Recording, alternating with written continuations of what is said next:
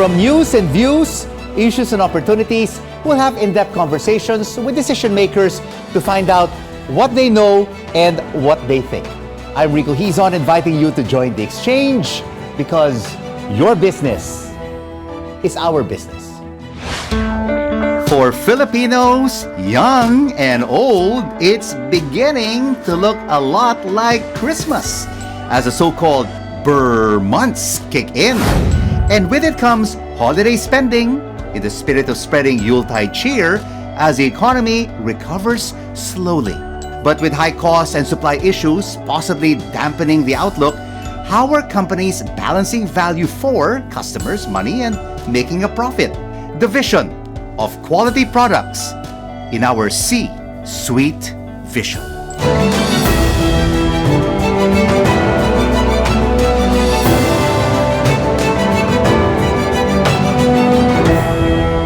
With the Burr months just right around the corner, could the expected rise in consumer spending bring the economy holiday cheer? Let's now have an exchange with Domini Velasquez, China Bank's chief economist. Domini, great to have you with us. Hi, Rico. Burr. It's just right around the corner. Yeah. We basically have the longest holiday season in the world. That's from true. September all the way to December. But how much impact does holiday spending have on the economy during these times? Actually, for the Philippines, in Q4 of GDP, for the Burr months, October to December, that actually comprises around 30% of your GDP. Wow. So it's actually has a bigger weight as compared to, let's say, Q2, where you have your rainy season. So it should lift GDP if we get good figures for Q4. And this 30%, which contributes to economic growth, is this mainly consumption-driven? Yes, a lot of it is consumption-driven. A lot of the big percentage of GDP for the Philippines is consumption-driven. Because of our large domestic economy of more than 110 million people. Yes, that's true. And if we look at it, so we were looking at the figures for Q4, almost all industries are increasing, except for some few, if we compare quarter on quarter. So we really see an uptick in Q4. Not just for industries, but also household consumption. And which particular industry sectors, apart from retail, will really get a boost during the Burr months?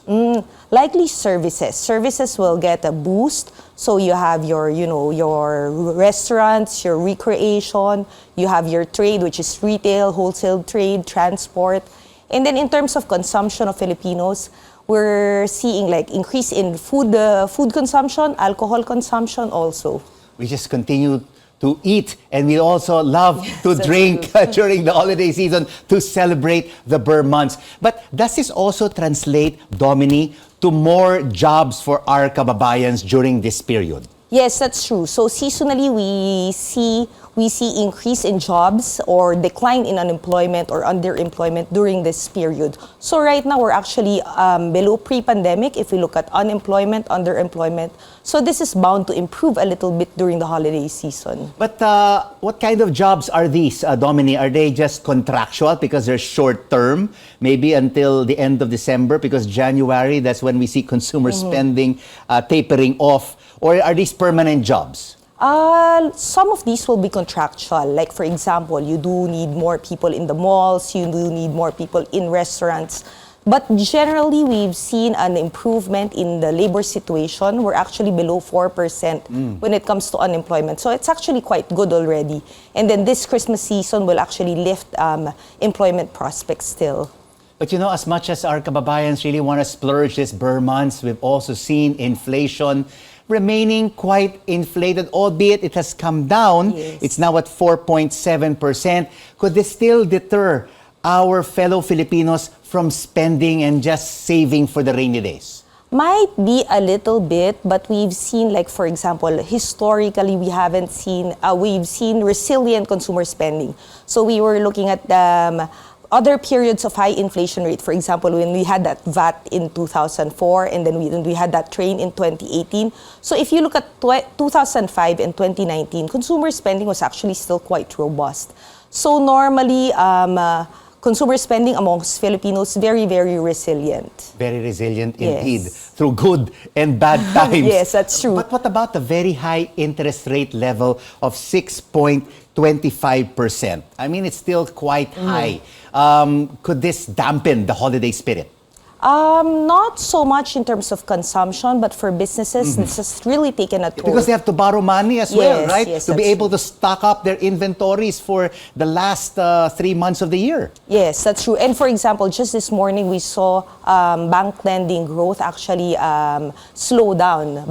BSP reports that bank lending growth every month. So this is the third month that it slowed down. But if you look at the composition of bank lending, it's really production activities that has slowed down. Consumption of households still very much robust, especially credit cards, salary loans.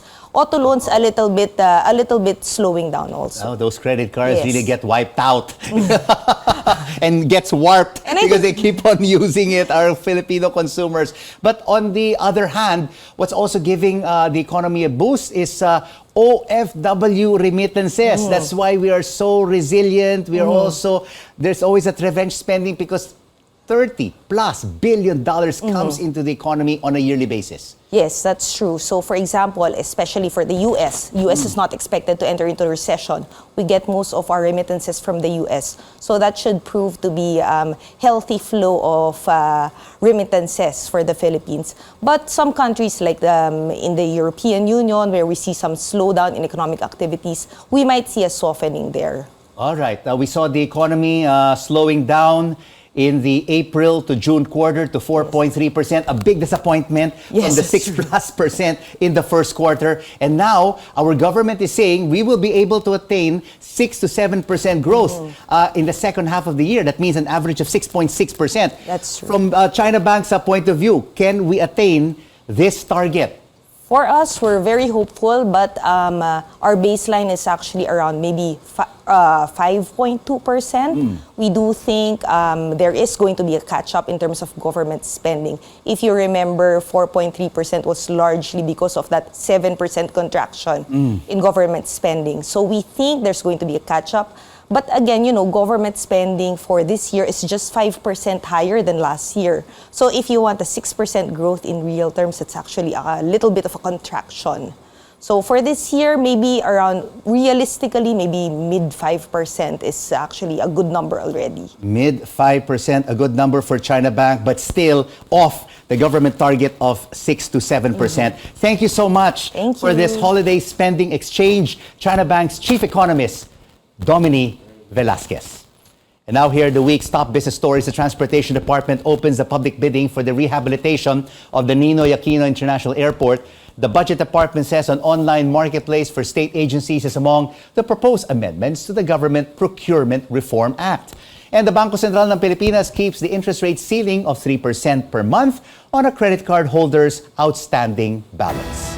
And straight ahead on the exchange, where your business is our business.